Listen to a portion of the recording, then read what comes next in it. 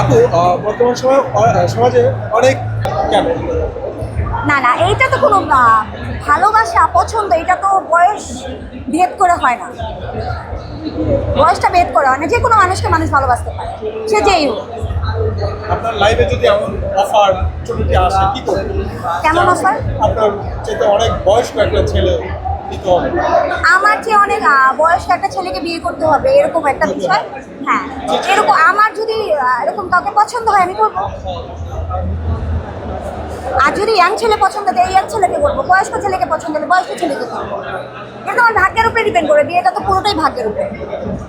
তাহলে আপনার কাজগুলো নিয়ে কি কাজগুলো নিয়ে বলবো, আমার দর্শক যারা আছে তাদেরকে বলবো বেশি বেশি করে আমার কাজ দেখেন, অবশ্যই আরো ভালো কিছু দেওয়ার ট্রাই করবো সবাই।